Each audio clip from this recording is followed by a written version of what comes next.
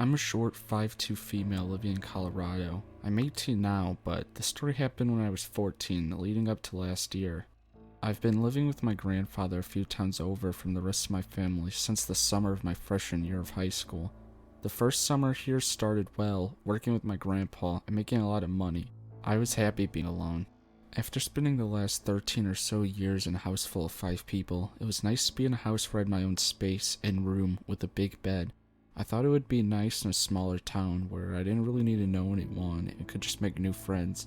My grandpa invited me to go to a town dinner with him one evening, and I didn't really have anything better to do, so I went with him. I was already uncomfortable in a room full of people that I didn't know, so I finished eating and then went outside to go sit on the swing at the park. After sitting there for about 10 minutes or so, I heard some rocks moving behind me, and I turned to see a man walking around to the swings. He was in his early 20s, and he was wearing a nice dress shirt, but it was wrinkled and stained, and his pants were the same. When he noticed I saw him, he said "hey" in a very calm voice. Me being raised to be polite and to not ignore people, talked to him for a few minutes until dinner was over. My grandpa drove around the park to pick me up. It wasn't until the next few months that I realized that I made a big mistake talking to him that night. After I'd started school in that town, my grandpa was short on help, and he decided to hire that man to work for him. In my grandpa's words, "that boy's ladder doesn't go all the way up to the top," meaning he wasn't smart, and he did very dumb things without realizing they were dangerous during work. Every time I would run into him in the town, I would pretend I didn't see him, and I would hurry and run somewhere to hide until he left. A few weeks later, my grandpa fired him and gave him his last check. Later that week, the man showed up at our house asking to get his job back, and my grandpa said he already had new help and didn't need him to work anymore. The man paused and then asked my grandpa if I was home. My grandpa ignored his question and shut the door. I thought that was the last time I would hear anything about him, but I was wrong. In the next few months, my grandpa had hired new people to help him, and they all knew that man. After school one day, my grandpa told me to be sure to avoid the man every time I saw him. I told him that I had been, but asked why he suddenly was concerned about it again. What he told me made me feel sick to my stomach. The man had told people that worked for my grandpa that he was in love with a 14-year-old and that he was going to marry her, but her grandfather doesn't know yet. They instantly knew he was talking about me and told my grandpa what he said. My grandpa was so angry I thought he was going to kill him. That next year, I was outside smoking, enjoying the night air and looking through the stars, when I suddenly saw him right in my front porch. I threw my cigarette out and ran inside, locking the door behind me, and started yelling for my grandpa, telling him that he was just in the yard walking up to me. My grandpa grabbed his gun and went outside, but couldn't find him. The next day, my grandpa went to the man's grandmother's house and told him that her grandson was trespassing, and he wouldn't hesitate to shoot him if he ever came up to the yard and scared me again. I didn't hear anything about him for a few years, and I thought that was going to be the end of dealing with him, but last year, shortly after my 18th birthday, I was sitting at home in bed and I get a Facebook message request from a random account with a name I didn't know. I opened the message, and it was a bunch of disgusting messages with pictures and a video. I checked the username that was used to create the account, and it was him.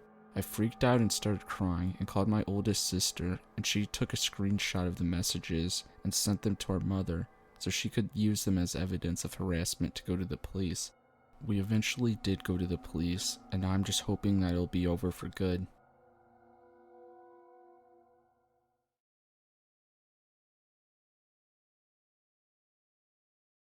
This happened to my friend Alex and I a couple of months ago, around March of 2020.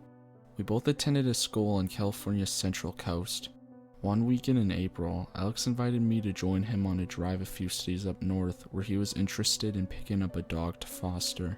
Once we picked up the dog, a very sweet dog by the way, we decided to drive a bit further up north to eat before heading back down south to go home.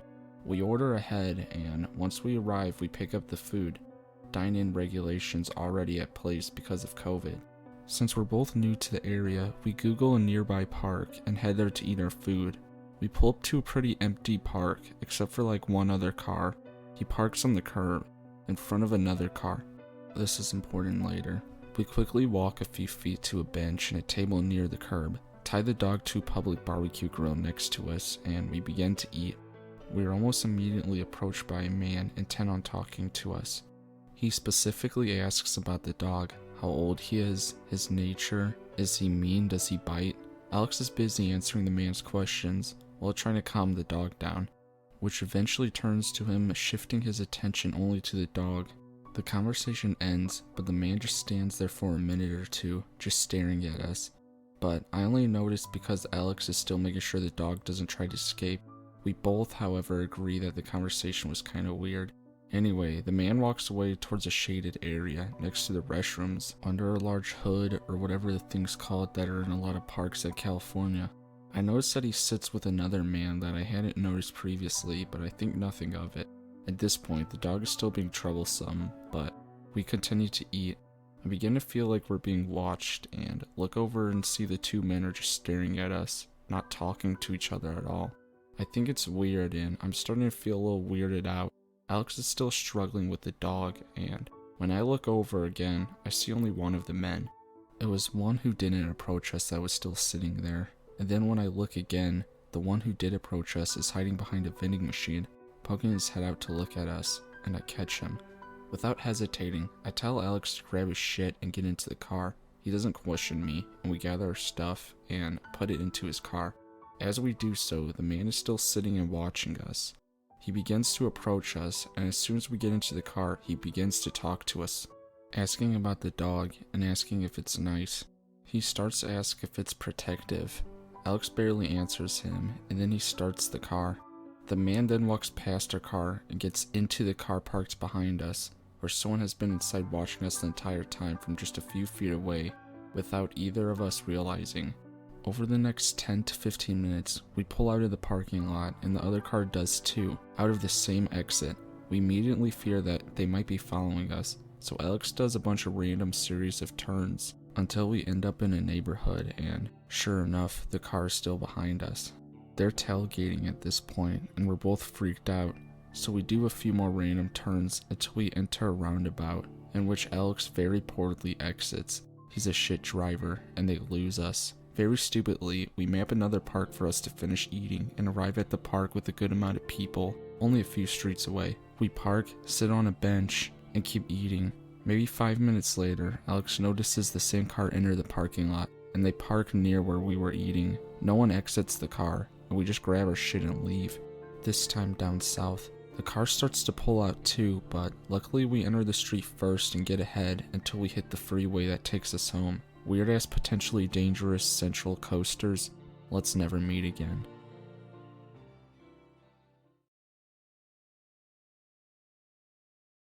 As a disclaimer, although I've been living in the States for a while, English is not my native language, so I do apologize for any transgressions against the English language. This is also a throwaway account. Alright, so this occurred roughly about 2 years ago, around August 2014.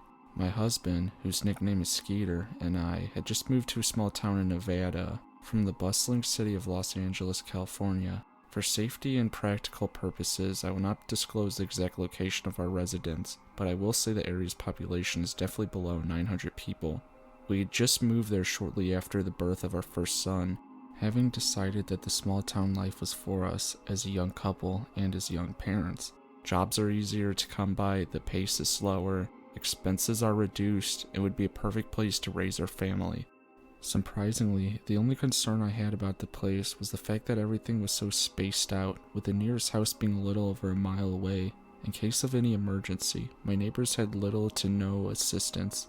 Skeeter, however, had no qualms about this, as he is a rather private person, and the idea of slight seclusion didn't practically bother him. We moved on a hot summer day. Now in this incident, we had been only in town for maybe 2 weeks, and we were still settling in. It was a warm Friday night somewhere around 11 p.m., and my husband was in town working security at the bank.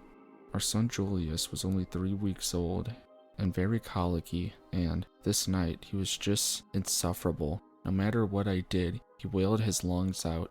I was stumped for what to do, so I decided to go for a walk with him, as car rides always seemed to soothe him. I would have driven the baby around in the car, but Skeeter drove himself to work that night, so I had no car.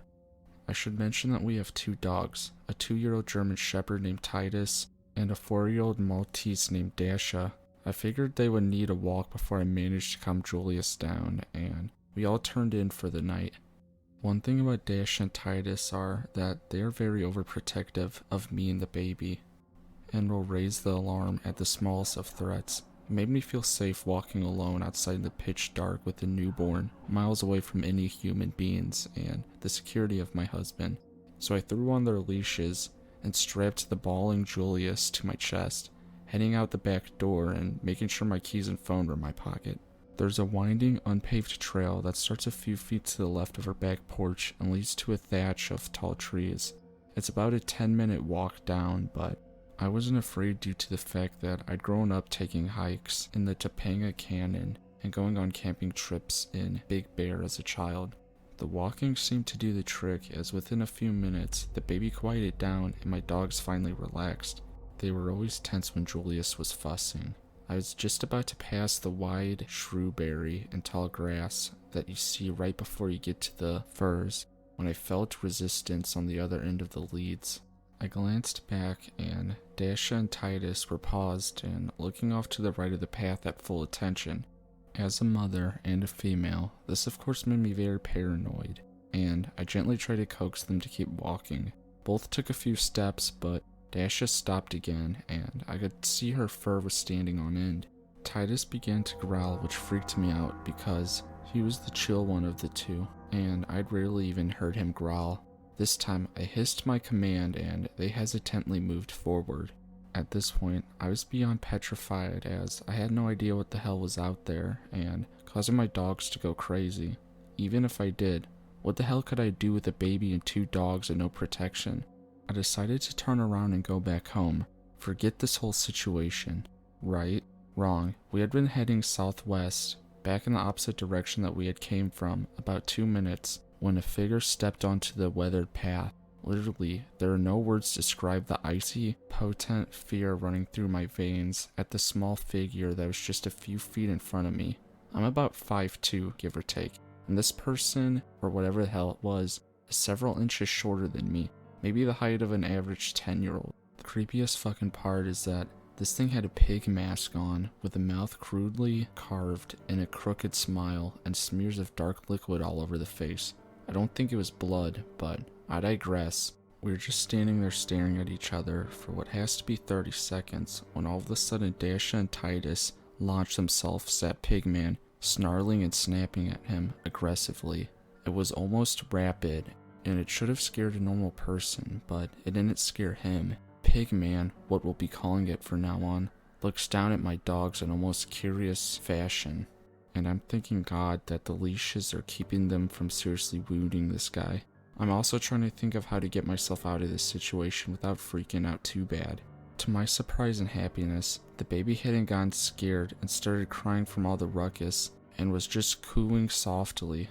Pigman finally seemed to notice the baby on my chest, and I guess it had some kind of morals. It made a kind of weird sort of wailing sound and darted back the way it had come from. I could hear it disturbing the grass as it walked further into the wild greenery. I didn't wait to see anything else from or about it, and noped the fuck out of there, hauling gas all the way home. It's true what they say about adrenaline, it makes you do some amazing things. Here I am still recovering from the childbirth, with a baby strapped to my chest and 2 dogs, and I'm almost full on sprinting in pitch darkness. I'm surprised I didn't trip or hurt myself. The usual 10-minute walk only took about 3 minutes, and when I got home, I double locked the doors, closed all the windows and curtains, and waited for my husband to get home. Titus and Dash are troopers, my little saviors, and I thank God for them protecting my family. I would have never known that thing was there until it was too late. Had it not been for them, then I don't know how things would have turned out. They got an extra amount of love and treats for the months after that, and still to this day, I never go outside alone at night. I don't know who or what the hell that pig-faced fucker was, but I'm just glad I got my baby, my dogs, and myself away from it.